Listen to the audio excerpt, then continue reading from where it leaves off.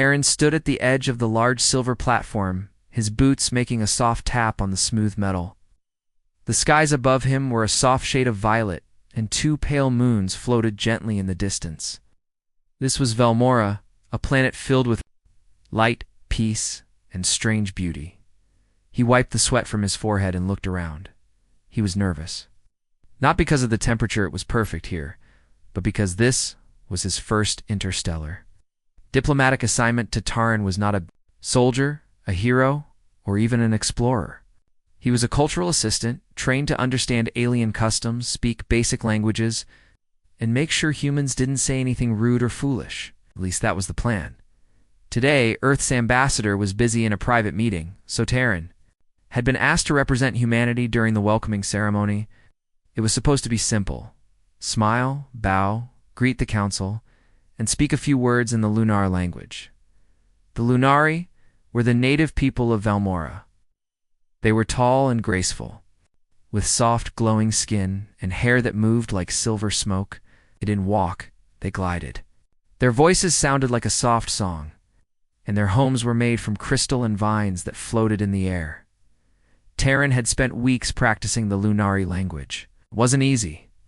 The words were musical, and one wrong tone could change the meaning completely. As the ceremony began, he took a deep breath. The platform rose slowly into the air, surrounded by floating petals and soft lights. Music played from invisible instruments, and rows of Lunari stood on both sides, dressed in robes that shimmered like water. At the center stood Selen. She was different from the others. Her eyes were calm, her face kind. She didn't wear heavy jewelry like the rest. Instead, she had a small crystal pendant and a white robe with blue patterns. Selen was the daughter of one of the Lunari Council elders. Everyone respected her not just because of her family, but because she was known to be wise and fair. Taran stepped forward and gave a respectful bow. He had practiced this line many times. He was supposed to say, "It is an honor to meet you. Your world is beautiful."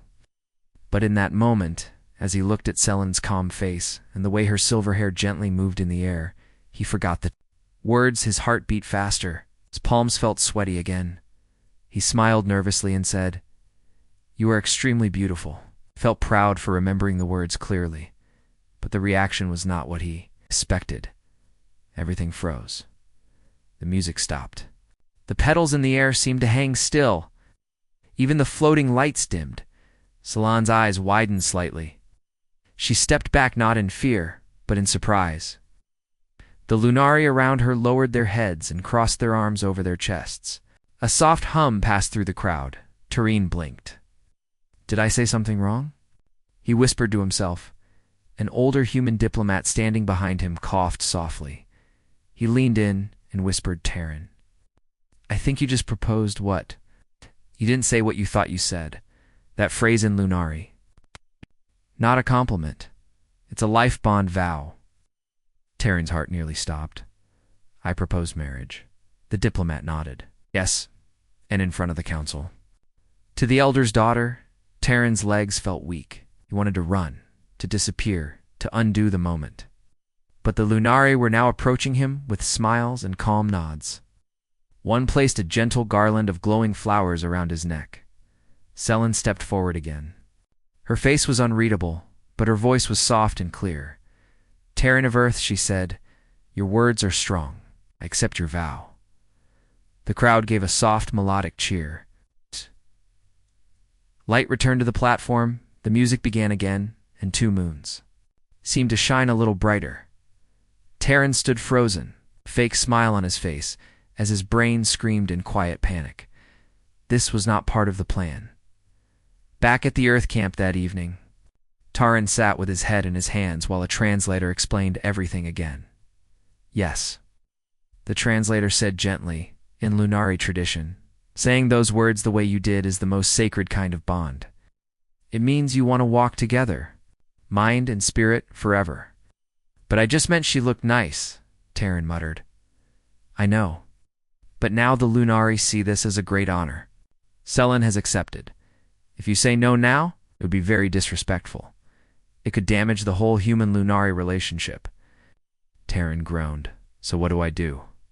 The translator smiled. You keep calm, you learn. You treat this bond with care. Maybe it was an accident, but maybe it will lead to something more. Terran looked out the window. The violet sky had turned a soft blue and tiny stars flickered like dust. He saw Selin standing far off in the garden, her crystal pendant glowing softly. She turned, and for just a moment, she smiled at him. Terran didn't know what tomorrow would bring, but one thing was clear. He wasn't just a visitor anymore. Terran sat quietly at the edge of a smooth glass bridge, his legs dangling over the side as small lights floated past like soft fireflies. Velmore's twin moons glowed above him, casting a pale silver light across the garden. Everything around him was beautiful, peaceful, calm. But Terran was not calm. His hands were shaking. His heart still beat faster than normal. The words kept playing in his head. I accept your vow. Selin had said it without fear, without hesitation. And now, the entire Lunari Council believed they were life bonded. He didn't know what that really meant. Back on Earth, a mistake like this would just be a joke, a story to laugh about later. But here, it was sacred, deep. A promise that could not be taken back easily. Terran. A voice called behind him. He turned. It was Mira, the senior translator from Earth's team. She was kind and always spoke in a calm voice, like a teacher explaining something to a worried student. I thought I'd find you here, she said. Sitting beside him, everyone's looking for you. Terran sighed. Let me guess. They want me to smile, wave, and keep pretending I didn't just accidentally marry someone. Mira chuckled. Not pretending, just being respectful. Len accepted your words. In Lunari tradition, you are her chosen partner now. To them, it's not a mistake, it's fate. Terran covered his face. I didn't mean to propose. I just thought I was giving a polite greeting. I know, she said gently. But sometimes, the smallest word can have the biggest meaning, especially in a world that's not your own. They sat in silence for a moment. The glowing petals continued to drift through the air. It's like stars falling sideways. Mira continued. There's a Lunari tradition called the time of soft understanding. After a vow is made, the couple spends time learning about each other before any deeper bond is completed. It's not about love or romance right away, it's about connection, trust, sharing. Terran looked at her, surprised. So, we're not fully married yet? Not in their eyes. You're promised. But promises grow slowly here. They believe real bonding takes more than words, it takes experience, shared purpose, kindness. Terran let out a long breath. That was something. Not much, but something. Do I get a choice? He asked quietly. Mira nodded. Yes, but if you break the vow now, the Lunari will not be angry. They'll be hurt. They'll see it as a rejection, not just of Selin, but of their trust in humanity. The Council might close talks with Earth. It could take years to fix. Irene leaned back and stared at the moons again. I'm not a hero. I didn't come here to be in the middle of something big. But sometimes, Myra said with a smile, the biggest moments find the quietest people. Later that night, Terran was invited to the Circle Hall, a round room with walls made of floating glass and vines. The Lunari Council was present, along with a few members from Earth's team. Selin stood at the center, her hands gently folded. In front of her, she looked at him, not with pressure, not with demand, just quiet patience. Terran stepped forward. The room was silent. I don't know what I'm doing, he began. I didn't mean to make a vow.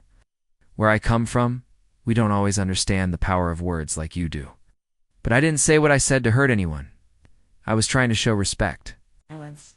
Eyes did not move. She listened closely. Terran continued. If this promise means something to you, I won't walk away. I'll learn. I'll try to understand what it really means. A soft sound filled the room, not applause, not cheering. It was a low, peaceful hum, like wind through crystal. The Lunari were pleased. Selin stepped forward slowly and held out her hand.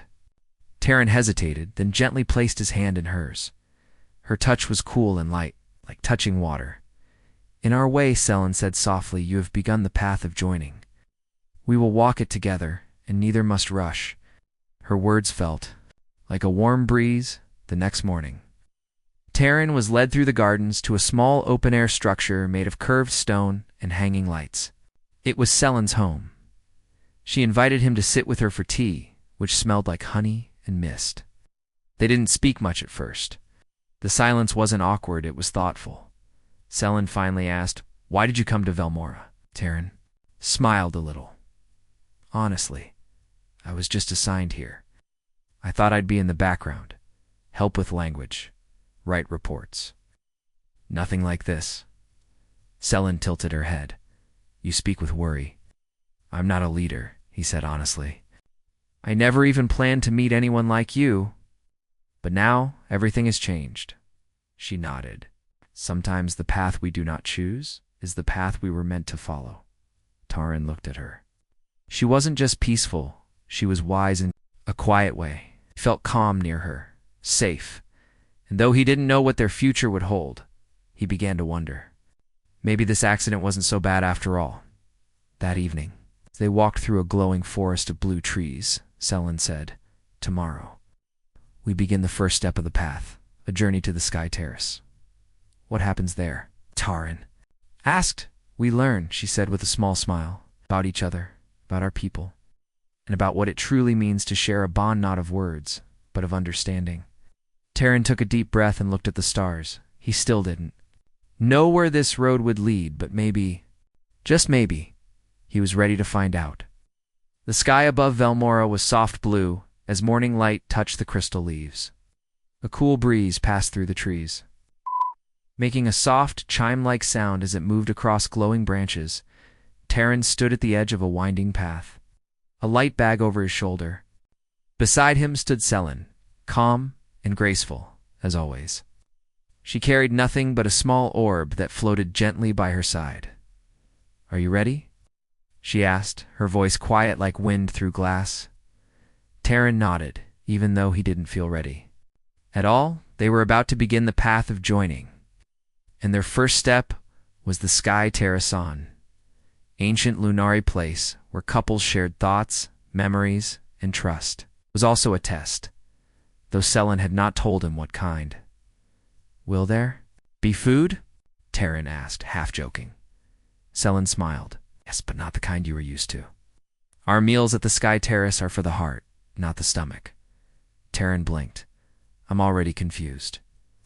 She didn't answer, only walked forward. He sighed and followed. The path took them through glowing gardens and quiet forests.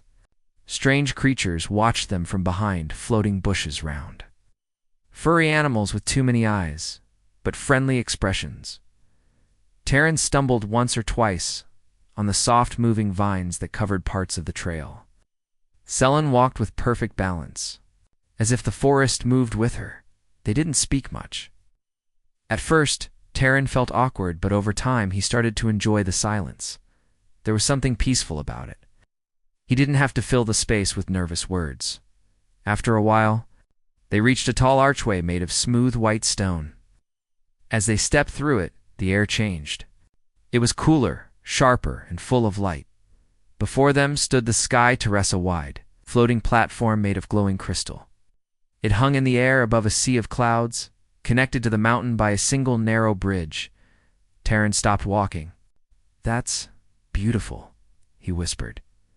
Selen turned to him. "Here we begin the first connection.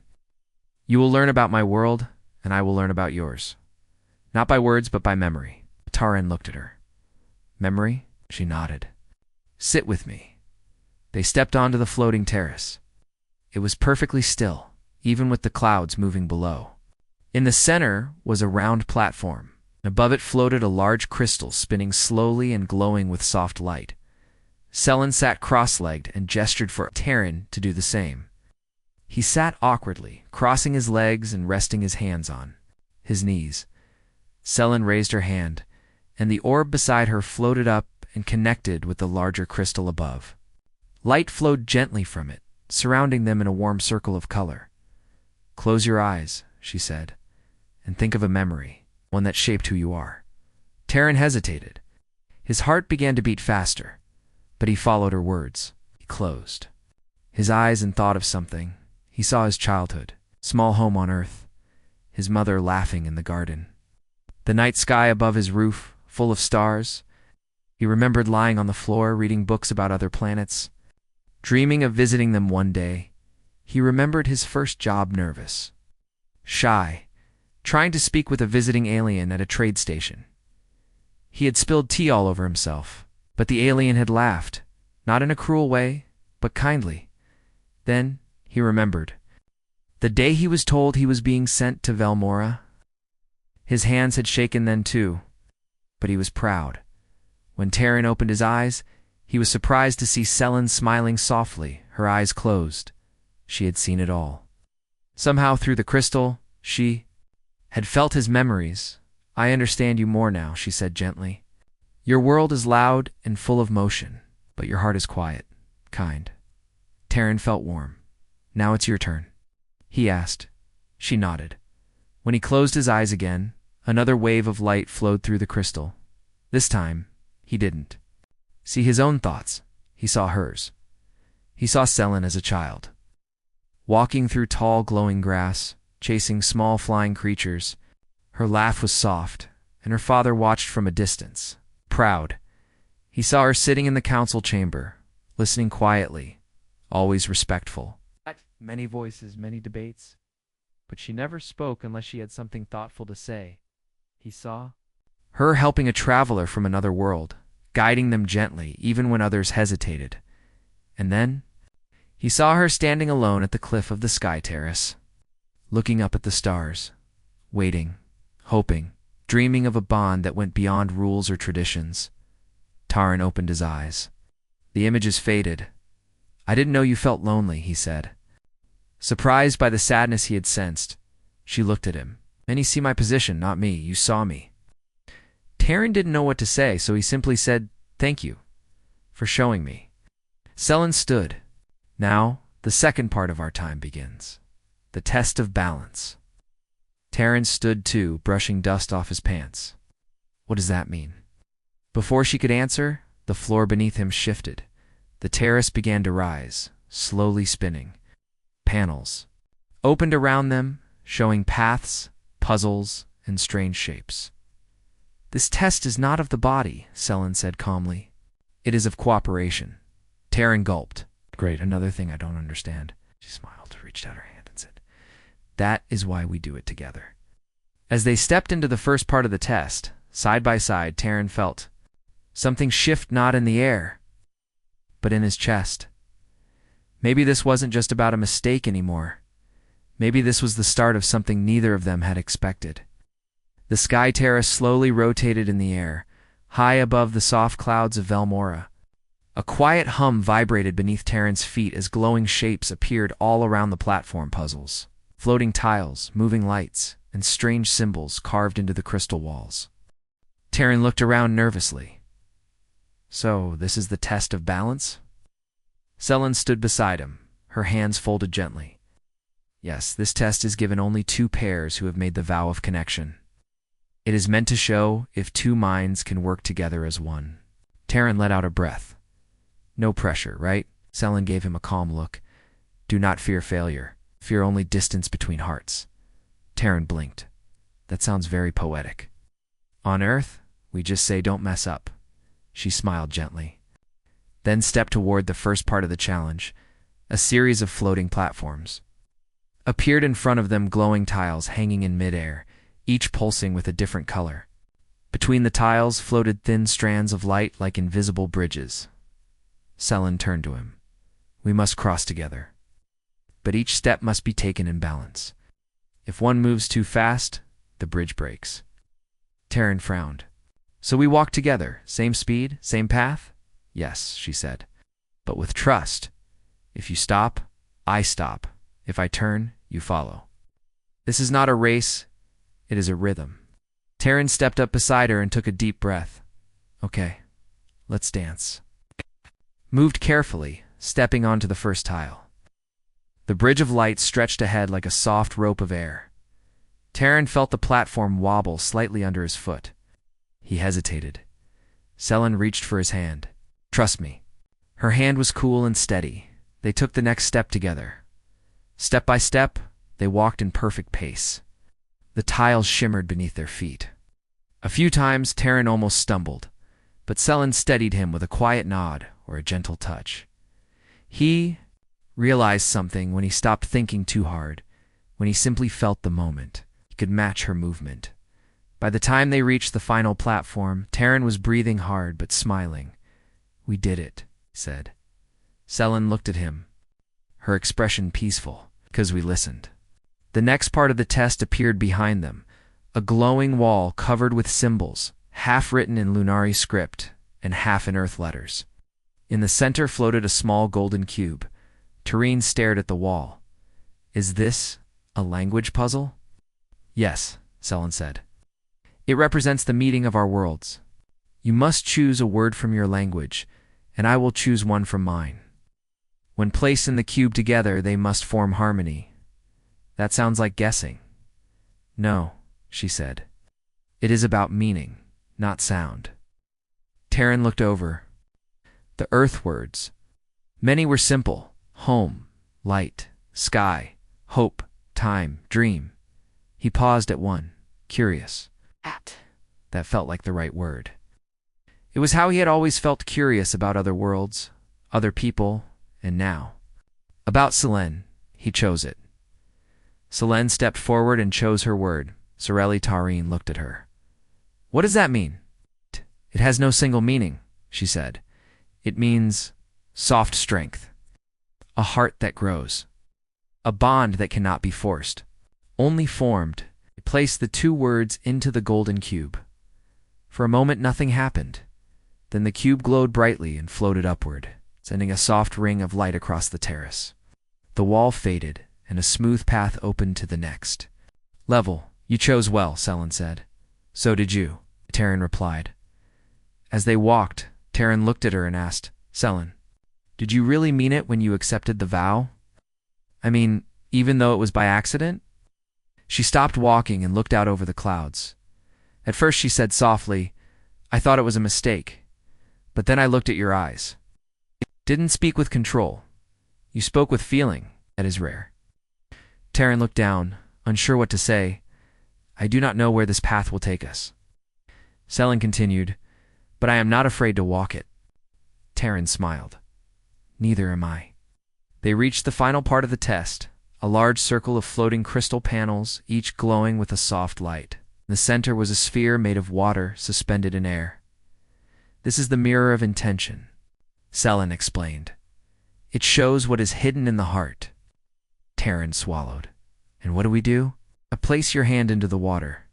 It will reflect your deepest truth. Terran stepped forward. His hand trembled a little as he touched the surface. The water rippled, then glowed. Inside, he saw a vision not of Earth, not of technology or stars, but of himself and Selen, standing, side by side in a garden, not as strangers, but as friends, partners, maybe more. He pulled his hand back.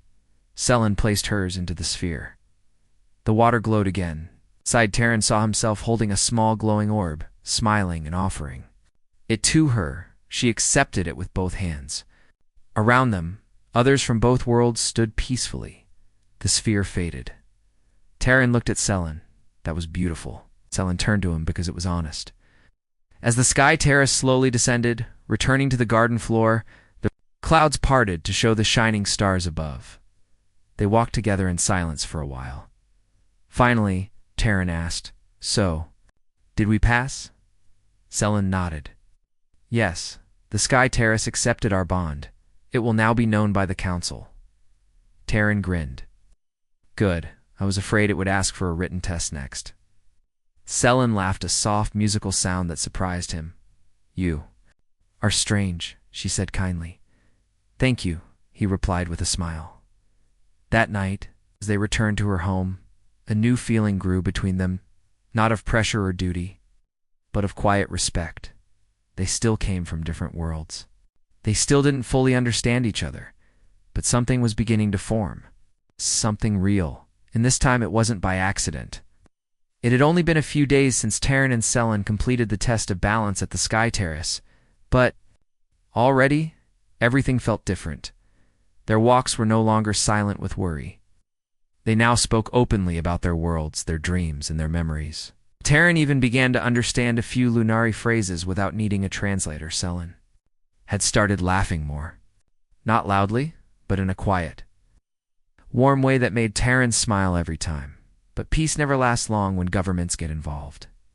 Inside the Earth delegation's base on Velmora, a message arrived from Earth's Council of Interplanetary Relations. It was marked urgent. Ambassador Lin opened it on the main screen, and the whole room went silent. The Council has seen the reports, Lin read aloud. They are requesting an immediate explanation regarding the life bond vow, formed between Cultural Assistant Terran and Lunari elder daughter Selen. Mira, the translator, sighed. I knew it wouldn't stay quiet for long. One of the Earth text turned on the newsfeed. Images from the welcome ceremony had already leaked back home, Terran standing with Selen. The moment she accepted the vow, the glowing petals floating in the air. Now it was everywhere. Some media groups called it a beautiful moment of unity. Others said it was a diplomatic mess. Some even asked if Terran had been trained for this, or if it was all part of a larger plan. Terran, unaware of the growing noise back on Earth, was walking with Selen through the Garden of Starzan open area, where small, glowing stones floated in the air like tiny planets. He was pointing at them, joking that one looks like a melon. When Mira arrived, out of breath, Terran, she said quickly, we need to talk. Now. Back at the Earth base, Mira explained everything. They want to bring you back to Earth, not arrest you. Don't worry, but they want answers. Some people think this bond could change things too fast. Others think it might be the best chance we've ever had to build peace between worlds. Terran looked shocked. But I didn't do anything wrong. I know, Mira said. But you're the first human to form a sacred bond with a Lunari, and it wasn't part of any plan. Selen stood quietly beside him. She didn't look angry or sad, just thoughtful. You have a choice, Mira continued. You can return to Earth, explain the situation, and possibly end the bond to avoid conflict. Or, Tareen already knew the second option. Or I stay, he said softly. Selen met his eyes. You are not bound by force. If you choose to walk away, we will not stop you. Terran turned to her fully. And what happens if I stay? Selen paused. Then our bond becomes more than a symbol. It becomes a bridge. That night, Terran couldn't sleep. He sat on the steps of the Earth space, looking at the stars. One part of him wanted to go home, to be safe, to avoid trouble. But another part, a deeper part, felt something stronger. He thought of Selen's calm voice, her careful steps. The way she listened, not just with ears, but with her heart. Terran had never planned to be important. Guided. This was what the stars had planned for him. The next morning, the Earth delegation prepared a ship for his return. Terran walked up to the ramp, then stopped. He turned around. I'm not going, he said clearly. I made a promise. And maybe. I didn't understand it at first, but I do now. This bond matters. To me, to her, and maybe to both our people. Ambassador Lin frowned, but nodded. We'll send your message back to Earth. Be careful, Terran. Selen stood waiting near, the Garden of Stars. When she saw him walking toward her, she gave a small, rare smile. You chose to stay. I did, he said. No fear? Some, but also something else. What? Terran smiled. Hope. Later that day, the Lunary Council invited Terran to a private gathering. This time, not as a guest but as Selen's partner. He was given a robe of soft white, a mark of trust. The Elder Council placed a crystal emblem in his hand, a symbol that showed he now walked the path of unity. Selen spoke for the first time before the full council. Terran did not come to Velmora with a plan. He came with an open heart. He made a mistake, but turned it into a bond.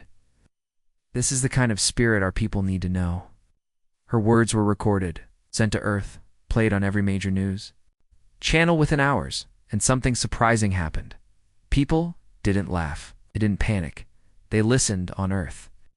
A classroom of young students watched the speech and clapped. A science station on Mars replayed the message. And two engineers said, "Maybe peace is closer than we thought." Even Earth's council began to soften. Some members said, "Maybe this bond is the best thing that's ever happened." Meanwhile, back on Velmora, Terran and Selen walked through the glowing forest once again. "You're really not mad I said the wrong thing that day?" Terran asked. Selen smiled. "Sometimes the heart knows what the mouth does not." He laughed. "I guess that's one way to look at it." She looked up at the sky. "Many things may change in the days to come. Some will resist, some will question. Some will believe," Terran added. "Yes," she said, "and that will be enough." And so, what started as a mistake became something more. Not just a bond between two people, but a bridge between two worlds. And for the first time in history, hope didn't come from a war or a treaty or a machine. It came from a single, honest mistake. And two hearts brave enough to keep walking forward. The sun of Velmora had just dipped below the horizon, leaving a soft golden glow behind. The trees shimmered gently, their crystal leaves reflecting the last light of day. In the heart of the ancient forest stood the Temple of Light and Memory, a quiet and sacred place used only for the most important lunary ceremonies. Tonight, the temple would open its doors once more for Terran and Selen. Terran stood outside, dressed in a robe made of light silver fabric, trimmed with a soft blue glow. His heart was beating faster than usual, but not from fear.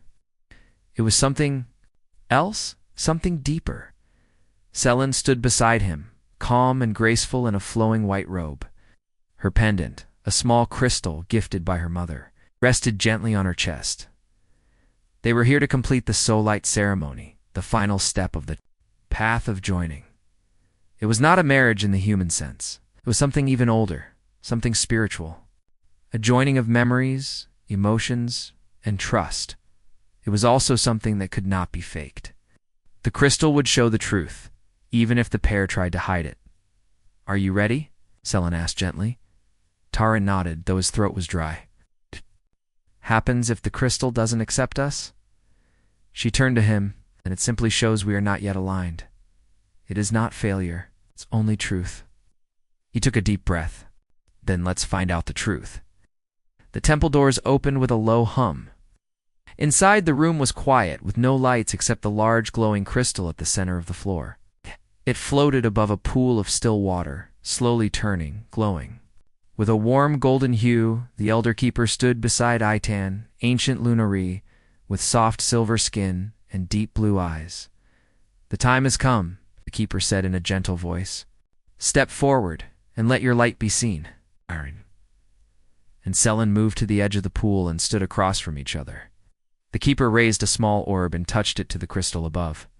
At once, the golden glow expanded, forming a circle.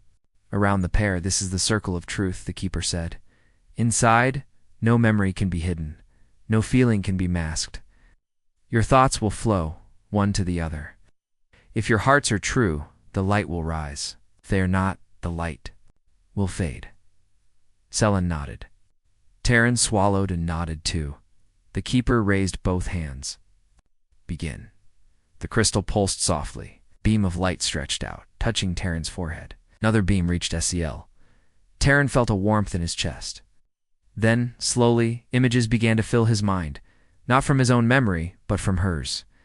He saw a little girl running through a field of glowing flowers. Her father knelt beside her, teaching her how to listen to the sound of petals falling. He saw a teenage Selen, sitting in silence while the council argued around her. She wanted to speak, but her voice was always softer than the others. He saw Selen standing on the sky terrace long before she ever met Terran, whispering to the stars, "I hope I find someone who sees me." Terran's heart ached softly. He felt her loneliness, her strength, the quiet dreams. Then the light turned. She saw his memories. She saw Tareen at a window, staring up at Earth's stars as a child. She saw him in a classroom always quiet. Never the top student, but always curious. She saw him on his first day at the Earth Alliance station. She was nervous, trying not to make a mistake. She saw him. The moment he realized he had said the wrong thing to Selenand, the fear in his heart, and finally she saw him choosing to stay, not because of pressure, not because of duty, but because something inside him told him this path meant something more. The light between them began to grow. It wrapped around the crystal like a ribbon, glowing brighter with every passing second. The keeper watched quietly. Your hearts are speaking. Do you hear them? Selen looked into Terran's eyes. I do. Terran nodded. So do I. The light suddenly pulsed, then lifted upward, forming a glowing pillar between them. In the center, a small shape began to form, a floating shard of crystal, glowing with both blue and gold. The keeper stepped forward. This is your soul light bond. It cannot be made, cannot be forced. It is born only when two hearts truly understand one another. The crystal floated down and stopped between them. Selen reached out with her hand. Terran did the same. When they both touched it, the glow spread across the room, warm and peaceful. The keeper smiled. You are now joined.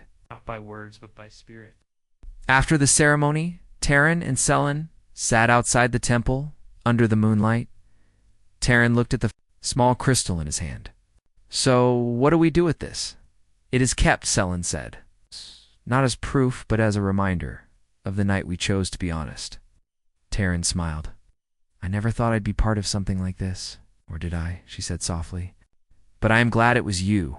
They sat quietly for a while, watching the stars move across the sky. Back at the Earth's base, Ambassador Lin received a message from the Lunari Council. The path is complete. The bond is real. Velmora recognizes Terran of Earth as Selen's life bond partner with full trust. The message was sent to Earth. This time, the response was not confusion. It was respect in classrooms. Children were told the story of a human who made a mistake, but turned it into a connection stronger than any treaty on Earth in Velmora. Scientists, artists, and diplomats began to meet not to talk about war or power, but to learn. The Soul Light ceremony became a symbol not just of love or partnership, but of how two different worlds could begin to truly understand each other. And for Terran and Selen, their journey wasn't over. It had only just begun. But now it was no longer uncertain. Now they walked forward with light in their hearts. Together, weeks passed since the Soul Light ceremony, and Velmora had begun to change. For the first time, humans and Lunari worked side by side, not just in council meetings or quiet discussions, but in gardens, learning centers, even shared spaces for art and music. Terran and Selen became quiet symbols of this new trust. Not leaders by title, but by example. Wherever they went, people followed with curiosity and hope, but peace, as always, was fragile. One morning, while Terran was helping translate a Lunari scroll with Mira, an urgent message flashed across the communication wall. A ship has entered Velmora's orbit without request. Unknown origin, no contact. Mira's face turned serious. That's not one of ours. Within minutes, the Lunari Council gathered. Selen stood tall in the center as glowing maps lit the floor.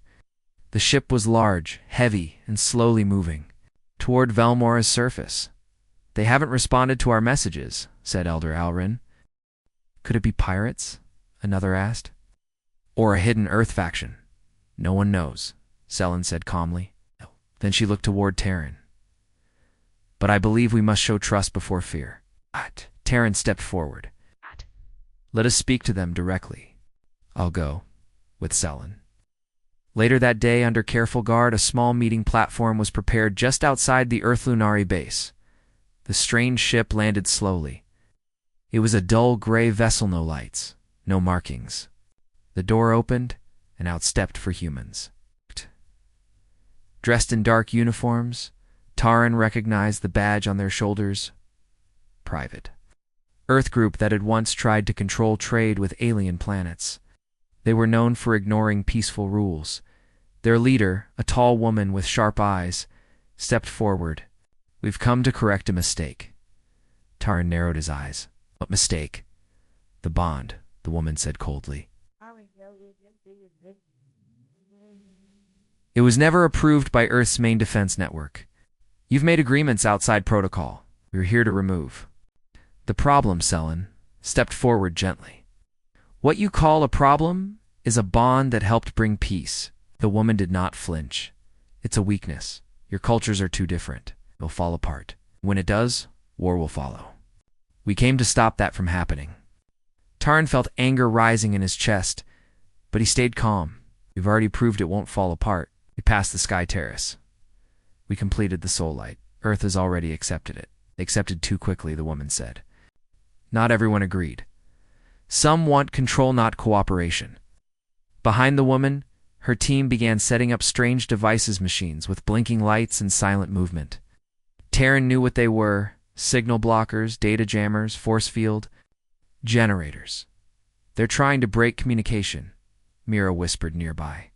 They want to take over silently. Selen turned to Taran. What do we do? He looked at her for a long moment. Then slowly, he walked toward the private group's leader. You said this bond is a weakness, he said. But have you seen what it's built? He gestured toward the nearby buildings, humans and Lunari working together. A child laughed as she walked beside a Lunari mentor.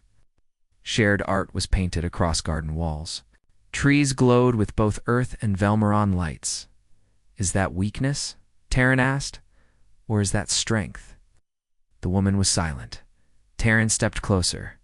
You can try to stop it, but you're too late. This connection isn't just between me and her. It's between worlds now. Suddenly, a strong wave of light moved through the air, gold and blue. The same colors from the Soul Light ceremony. All eyes turned to the sky. From the Temple of Light and Memory, the Soul Light crystal had activated again. It floated above the temple, sending soft pulses through the sky. Selen gasped. It's answering the threat.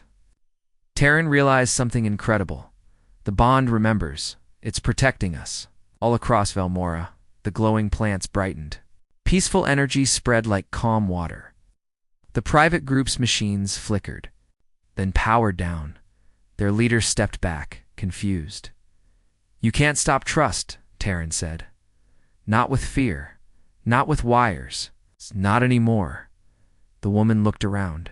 She saw no guards pointing weapons, no angry soldiers, just people different. But together, she lowered her head. We were wrong. Later, the ship leapt. Quietly, no attack. No demands. It left behind a changed world.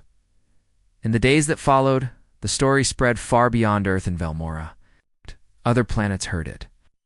Other species began asking, can we also find peace like this? And slowly, new bridges formed, not through control, but through connection. Taran and Selen stood once more at the Sky Terrace. The stars above them were quiet, endless, full of possibilities. You never thought it would become this big, did you? Selen asked softly. Taran shook his head. I only wanted to say something kind. I didn't know it would change everything. He smiled. Sometimes a small word begins a large story. Taran looked at her, then laughed. You know what's funny? What? I still think you're extremely beautiful. Selen tilted her head. So, another vow? He grinned. Maybe, but this time I mean it. She reached out and gently held his hand. Then let this be the beginning of something even greater. So a quiet human and a thoughtful alien woman stood side by side, not as leaders or heroes, but as a living example of what was possible when fear stepped aside, stepped forward. Their bond, born by accident, became the light that connected stars, forever the end.